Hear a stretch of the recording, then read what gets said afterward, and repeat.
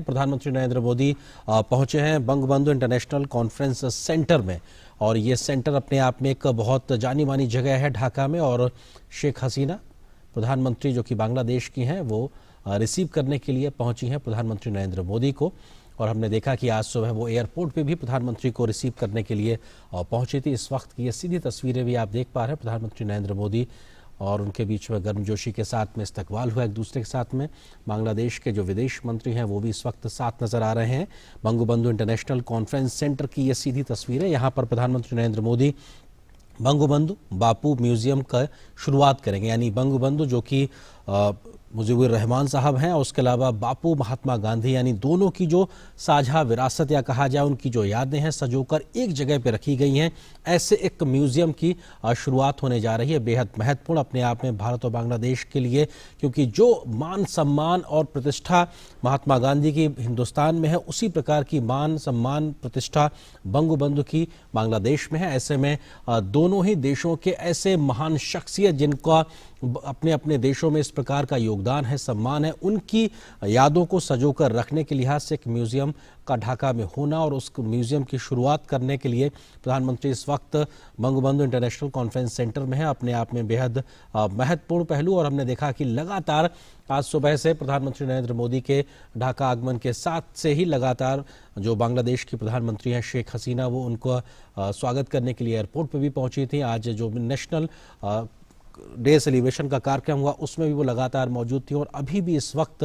प्रधानमंत्री के साथ में शेख हसीना लगातार मौजूद हैं। और रेड कारपेट एक तरीके से ये बताता है किस तरीके से प्रधानमंत्री मोदी का स्वागत किया जा रहा है और ये तस्वीरें इस बात की गवाह हैं। और वहाँ पे जो म्यूजियम में जो चीज़ें सजो के रखी गई हैं उसके बारे में प्रधानमंत्री जानकारी हासिल करते हुए कि आखिर किस तरह से, क्योंकि तस्वीरों में साफ तौर पर एक तरफ महात्मा गांधी दिखाई पड़ रहे हैं तो दूसरी तरफ शेख मुजीबुर रहमान है और मुजीबुर रहमान के साथ में शेख हसीना जी की फ़ोटो है, तो बापू के साथ में प्रधानमंत्री नरेंद्र मोदी की फ़ोटो। ये अपने आप में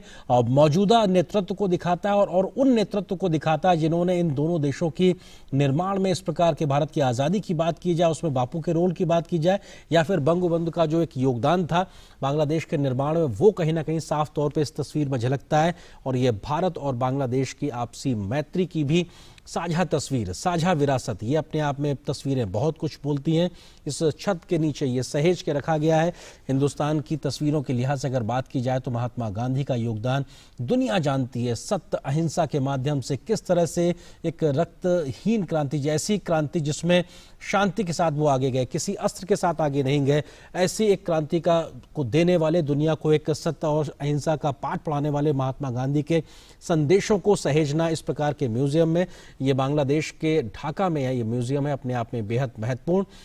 और ये शेयर्ड विजन एक शब्द लिखा हुआ था, यानी कि साझा जो मूल्य हैं, जो विजन है, उसको कहीं ना कहीं साफ तौर पर दिखाता है। और ये तस्वीरें भी अपने आप में बहुत कुछ बयां करेंगी, क्योंकि ये एक भारत बांग्लादेश की दोस्ती के लिहाज से बहुत महत्वपूर्ण शेख मुजीबुर रहमान महात्मा गांधी की तस्वीर, प्रधानमंत्री नरेंद्र मोदी और शेख हसीना बांग्लादेश की प्रधानमंत्री, ये चार लोग, एक तरीके से दो लोग तस्वीरों में, दो लोग मौजूद हैं। ये तस्वीर भी बहुत कुछ बयां करती है। और ये जो व्यक्ति आपके स्क्रीन में एक और दिखाई पड़ रही है, ये शेख हसीना जी की बहन है। और इन जब प्रधानमंत्री ने आज गांधी शांति पुरस्कार बंगबंधु को जो कि 2020 के लिए मिला है, जब उनको दिया था तो शेख हसीना जी ने और उनकी बहन, उन दोनों ही लोगों ने इस पुरस्कार को रिसीव किया था। ये अपने आप में एक बड़ा मौका कि आखिर किस तरह से जो शांति का एक दूत के तौर पे महात्मा गांधी के प्रयास रहे हैं, उसका मान सम्मान प्रतिष्ठा के आधार पर गांधी शांति पुरस्कार के लिए साल 2020 के लिए बंगबंधु को चुना गया और शेख मुजीबुर रहमान को यह पुरस्कार आज दिया गया।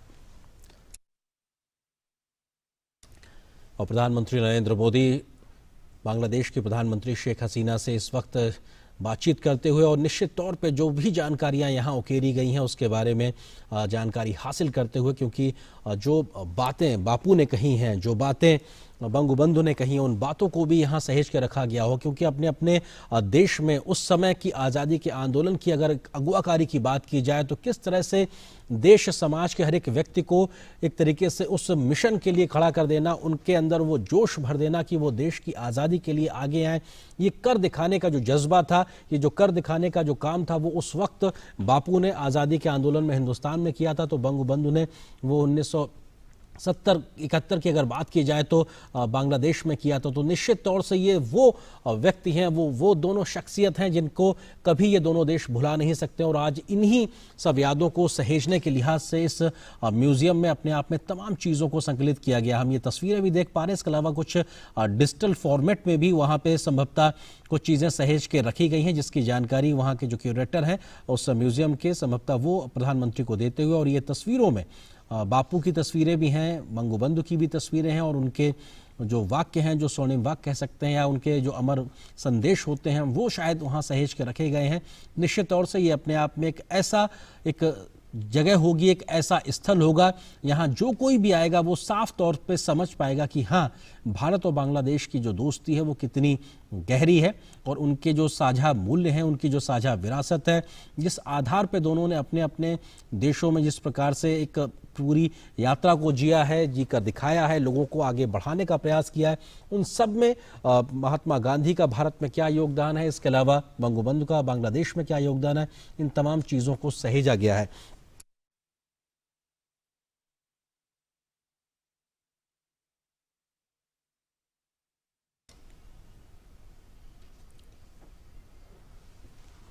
तो निश्चित तौर से ये तस्वीरें अपने आप में हम देख सकते हैं कि इनको ब्लैक एंड वाइट की तस्वीरें, यानी उस वक्त की तस्वीरें हैं जब फोटोग्राफी एक बहुत शुरुआती समय में हुआ करती थी, लेकिन उस वक्त की तस्वीरों को भी आज के माहौल में इस प्रकार से रखना, सहेज के रखना, और इनको इस स्तर तक ले जाना कि जो ये जानकारी साझा कर सकें यहाँ आने वाले लोगों के साथ में कि हाँ, आखिर अगर वो जानना चाहते हैं कि हमारे देश की आज़ादी में किस प्रकार के लोगों ने क्या योगदान दिया था, तो चाहे वो डिजिटल फॉर्मेट के माध्यम से हो, वो जानकारियों को भी सहेजने की कोशिश की गई, उनको आगे बढ़ाने का पूरा ये काम किया गया। तो प्रधानमंत्री नरेंद्र मोदी की ये जो पूरी यात्रा है, इसका एक बेहद अहम पड़ाव, जहां पे हम साफ तौर पे देख सकते हैं कि तमाम जानकारियां प्रधानमंत्री हासिल करते हुए, और एक शेयर्ड विजन के तौर पे साफ तौर पे ये बात कही गई है, रखी गई है कि यहाँ पर भारत और बांग्लादेश दोनों देशों की जो एक साझा विरासत है, जो शेयर्ड विजन है, यहाँ पर हम एक ट्रांजिस्टर देख पा रहे हैं, यानी कि उस वक्त का ट्रांजिस्टर जो इस्तेमाल हुआ करता होगा, तो निश्चित तौर से ये दशकों पुराना ट्रांजिस्टर, और उस वक्त किस तरीके से इसने रोल अदा किया होगा, क्योंकि आज टेलीविज़न के दौर में हम कह सकते हैं कि शायद बातें अलग होती है, लेकिन उस वक्त के जो स्थितियाँ परिस्थितियाँ थी वो एक अलग थी, और रेडियो ही बहुत बड़ा एक माध्यम हुआ करता था। और ये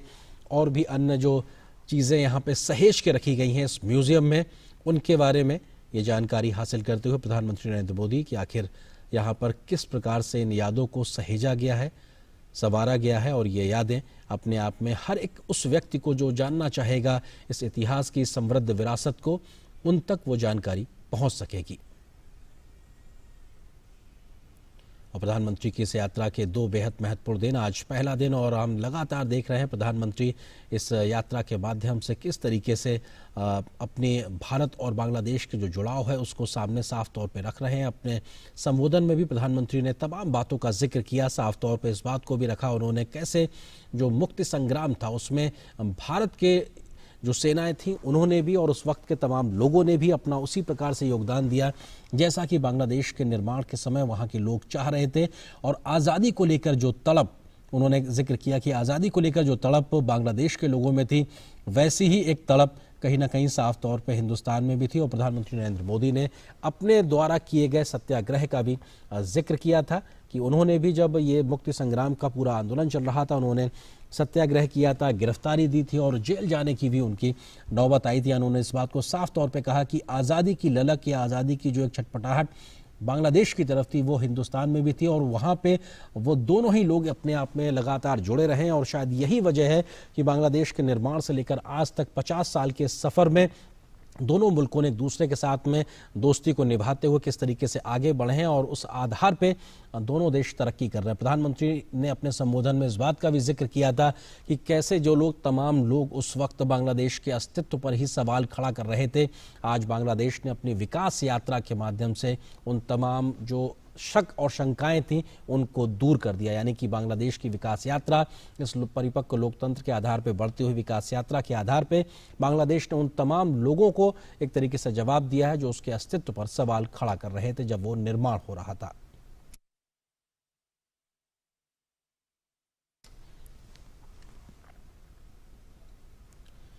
और कई ऐसी तस्वीरें जिसमें हम साफ तौर पर देख सकते हैं शेख मुजीबुर रहमान, जिन उनकी उस वक्त की तस्वीरें जहां पे वो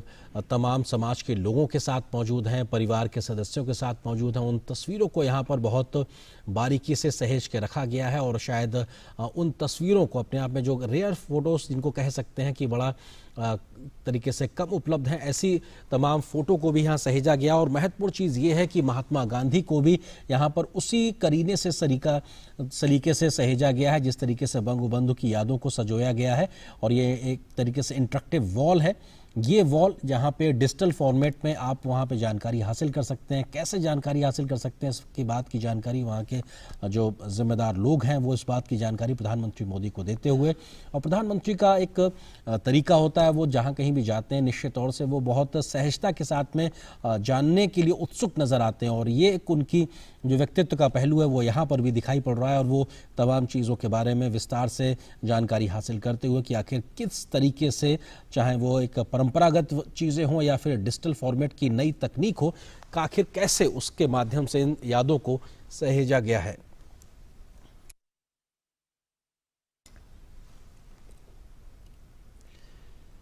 ये ढाका का इंटरनेशनल बंगबंधु कॉन्फ्रेंस सेंटर, जहां पर बंगबंधु बापू म्यूजियम की अब शुरुआत आज की है प्रधानमंत्री नरेंद्र मोदी में है। और ये अपने आप में बेहद महत्वपूर्ण तस्वीरें इस लिहाज से, तब जबकि भारत और बांग्लादेश दो देशों के जो राजनयिक संबंध हैं उनके 50 वर्ष पूरे हो रहे हैं। ये तस्वीरें बहुत कुछ कहती हैं। हालांकि एस्केलेटर पे ये दो नेता एक साथ जा रहे हैं, लेकिन ये दिखाता है कि कैसे विकास के रास्ते पे दो देश एक साथ चल सकते हैं, कैसे विकास के रास्ते पे दो नेता एक साथ चल सकते हैं अगर हम साझे मूल्यों के साथ चल सकते हैं। तो निश्चित तौर से एक प्रतीकात्मक तस्वीरों के तौर पर देखा जाए तो ये तस्वीर बहुत कुछ बयां करती है कि हम साथ साथ कैसे कदम ताल करते हुए आगे बढ़ सकते हैं। और अगर हम आगे बढ़ते हैं तो पूरा मुल्क एक साथ आगे बढ़ सकता है, क्योंकि ये जो तमाम डेलीगेशन उनके साथ में वो भी साथ उनके सफर कर रहा है। तो ये भले ही ब्यूरो रिपोर्ट, वॉइस 18।